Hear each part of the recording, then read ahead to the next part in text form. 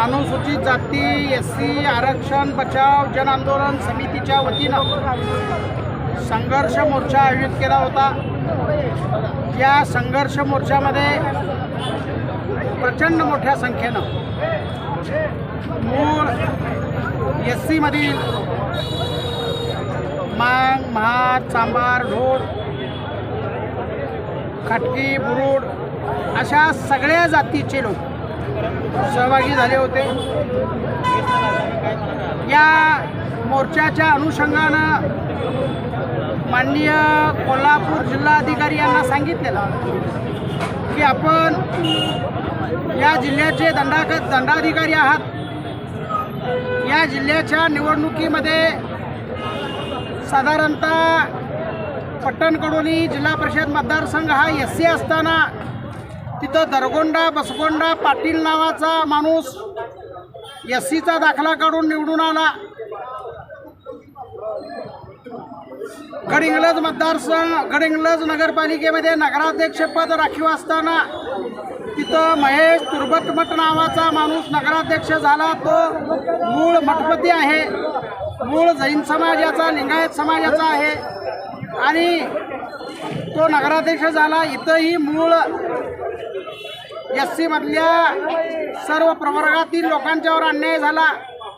इचलकरंजी महानगरपालिकेमध्ये अलका स्वामी नावाची महिला नगरसेवक झाली, अगोदरी नगराध्यक्ष झाली आणि हे आम्ही पुराव्यानिशी कलेक्टर साहेबांना सगळं दिलेलं आहे। तो महेश पाटील नावाचा दरगोंडा पाटील नावाचा माणूस जो आहे तो 2012ला एससीचा दाखला काढतो, 2022ला ओबीसी दाखला काढतो आणि इथला प्रांत अधिकारी पैसे घेऊन तो दाखला सरेंडर केला म्हणतो। तर 10 वर्षाच्या काळानं जर का जात बदलत असेल, माणूस असा कणाकणान वाढतो हे माहिती आहे, पण जात कशी वाढती, जात कशी बदलती हेच काय माहिती नाही।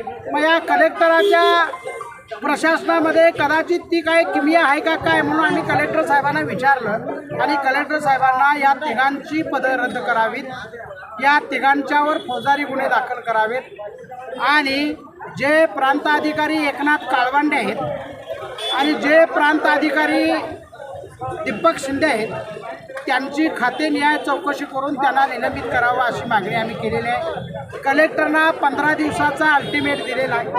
15 दिवसांच्या आतमध्ये त्यांनी यावर कारवाई करायची आहे असं आम्ही सांगितलेलं आहे। कलेक्टर साहेबांनी ते मान्य केलेलं आहे।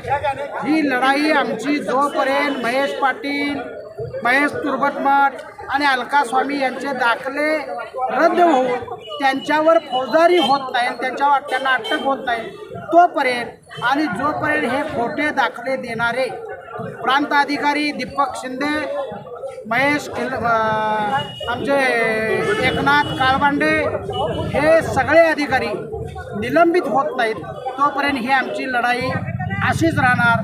या लढाईमध्ये आम्ही समाजाच्या पाठीशी आहोत। समाजानं आम्हाला निश्चितपणानं अत्यंत चांगल्या पद्धतीचं पाठबळ दिलेलं आहे।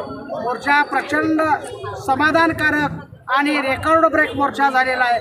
या यशस्वी मोर्चा केल्याबद्दल मी सगळ्या अनुसूचित जाती एससी आरक्षण लाभधारकांना मी धन्यवाद देतो आणि अशाच पद्धतीचा कुठल्याही आंदोलनाला सहकार्य पाठिंबा द्यावा एवढी विनंती करतो। जय भीम। दादा, 15 दिवसाचा आपण अल्टिमेट दिलेला आहे। आता 15 दिवसानंतर आपण रस्त्यावरचीच लढाई लढणार आहे का कायदेशीर सुद्धा लढाई लढणार आहे? कायदेशीर लढाईमध्ये वकिलांच्याकडं ती बाब आहे। डॉक्टर बाबासाहेब आंबेडकरांनी न्यायिक लढाईमध्ये सुद्धा म्हणजे न्याय आणि लोकशाही असे मार्ग दिलेले आहेत। मग आता न्यायिक लढाईमध्ये वकील मंडळी आमची लढा लागलेत, त्या वकील मंडळींच्या बरोबरीनं आम्ही बाबासाहेबांनी जे लोकशाहीतलं जनआंदोलनाचं हत्यार दिले त्या आंदोलनाच्या हत्याराबरोबर आम्ही हे जनआंदोलन करत आहोत। न्यायिक लढाईबरोबरच ही रस्त्यावरची लढाईसुद्धा अधिक तीव्र करणार आहोत आणि न्यायिक लढाईमध्ये थोडेसे आम्ही संशय आहोत।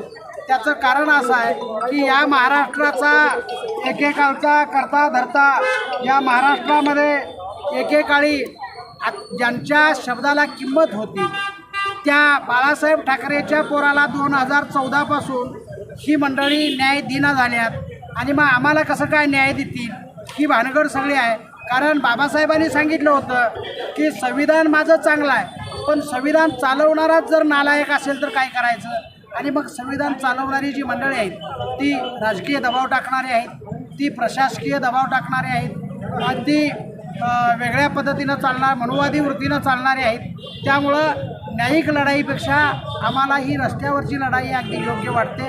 रस्त्यावरच्या लढाईमध्ये आम्ही अग्रेसरपणे काम करून ह्या म्हणजे जरांगी पाटलांनी जसं रस्त्यावरची लढाई लढून आपलं आरक्षण अबाधित ठेवलं, तसं आम्ही सुद्धा रस्त्यावरची लढाई लढून आम्ही हे म्हणजे आमच्या आरक्षणावर हल्ला करणारे जी प्रवृत्ती आहेत त्या प्रवृत्तींना जेरबंद करून त्यांचे दाखले बंद करून अधिकाऱ्यांना निलंबित करून आम्ही ही लढाई यशस्वी करू, जेणेकरून पुढचा कोणताही अधिकारी असे खोटे दाखले देण्याचे धाडस करणार नाही आणि कोणताही माणूस असे खोटे दाखले काढणार नाही, असं वचक बसणारं आंदोलन आम्ही इथून पुढे करणार आहोत. आता एक आंदोलनाची आता एक भूमिका आपण घेतली.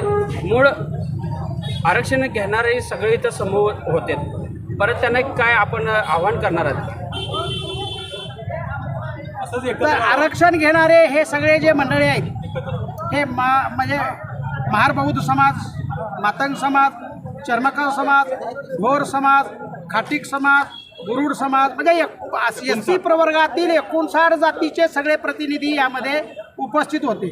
या SC प्रवर्गातील लोकांचं एकच मत आहे की डॉक्टर बाबासाहेब आंबेडकरांनी आम्हाला अनुसूचित जातीच्या प्रवर्गामध्ये आम्हाला सामील केलेलं आहे आणि आरक्षण दिलेलं आहे. ह्या आरक्षणामुळं आमची आजपर्यंत प्रगती झाली, आम्ही शाळा शिकलो, आमची पोरं मोठी झाली, आमची माणसं म्हणजे आमची पोरं अधिकारी झाली, आम्ही चांगल्या हुद्द्यावर गेलो, आम्ही चांगल्या निवडणुका लढवून वेगवेगळ्या पदावर गेलो. म्हणजे हे सगळं आरक्षणाचं द्योतक आहे. हे बाबासाहेबांनी दिलेल्या आरक्षणामुळे हे सगळं घडलं आणि हे जर का आरक्षण गेलं तर आमच्या जातीचं कोणत्याही प्रकारचं पोट कल्याण होणार नाही आणि ही मंडळी आम्हाला पुन्हा एकदा गुलाम करतील आणि आम्ही जर गुलाम झालो तर निश्चितपणानं डॉक्टर बाबासाहेब आंबेडकरांनी दिलेल्या लोकशाहीचा आणि संविधानाचा तो अवमान होईल आणि बाबासाहेबाची लेकरं कदापि हे सहन करणार नाहीत.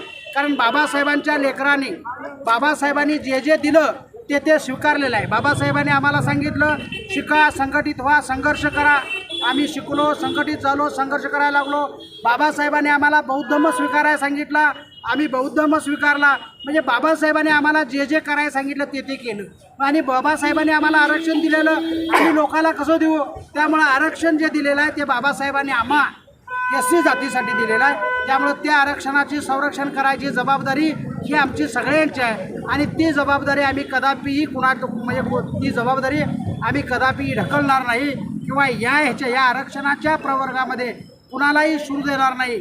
खोटे दाखले काढणाऱ्यांचा आम्ही निश्चितपणानं बंदोबस्त करू आणि नुसता कायद्यानं जर बंदोबस्त झाला नाही तर सामाजिकदृष्ट्या त्याला निश्चितपणानं बदनाम करून म्हणजे बदनाम याचा अर्थ असा नाही की आम्ही त्याच्यावर वाईट वंगाळ बोलणार नाही, परंतु आमच्या लढाईमध्ये ज्या ज्या गोष्टी करता येतील त्या गोष्टी करणार. त्यामध्ये त्यांना आमच्याकडं सुविरीक करायला पाहिजे, त्याच्या घरी नुसतं पाहिजे, आमचं आरक्षण पाहिजे आणि मग आमच्याबरोबर पाहुणं व्हाय काय तुला नको, आणि आमच्याबरोबर पाहुणंसुद्धा व्हायला पाहिजे ना. आमच्या पोरगीला करून घ्यायला पाहिजेस, तुझी पोरगी आम्हाला करून द्यायला पाहिजेस, हे तुझ्या आमच्यात मिलीभगत व्हायला पाहिजे आणि मग आमची पोरगी ज्यावेळी तुझी सून होईल किंवा तुझी पोरगी आमची सून होईल त्यावेळी तुझं माझं जुळल आणि मग तू कदाचित आमच्या आरक्षणामध्ये आलास तर त्यावेळी आम्ही बघून घेऊ. पण आत्ता बाकी आम्ही निश्चितपणानं या आरक्षणाच्या ह्याच्यामध्ये धोरणामध्ये दुसऱ्या कोणालाही जवळ येऊ देणार नाही. खोट्या जातीच्या दाखल्याच्या आधारे जे जे येतील त्यांना पळवून लावायचं आणि कायद्याच्या धाकानं त्यांना अटक करायचं, एवढी जबाबदारी आम्ही घेतलेली आहे, उचललेली आहे. निश्चितपणानं आम्ही ही लढाई करो या मरो या उद्देशानं लढत आहोत. या लढाईमध्ये वैशिष्ट्य असं आहे की अनुसूचित जाती SC जन आंदोलन समितीच्या वतीनं ही लढाई लढत आहोत. या लढाईमध्ये एकही माणूस नेता म्हणून पुढं आलेला नाही.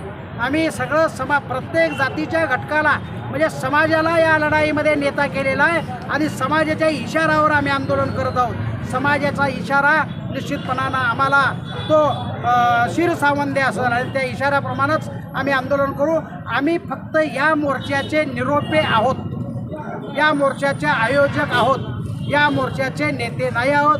हा मोर्चा आम्ही अत्यंत पद्धतशीर आणि अत्यंत संविधानिक मार्गाने काढलेला ही लढाई आम्ही शेवटपर्यंत लढणार आहोत आणि बाबासाहेबांनी दिलेलं आरक्षणाचं संरक्षण आम्ही करणार आहोत. जय भीम.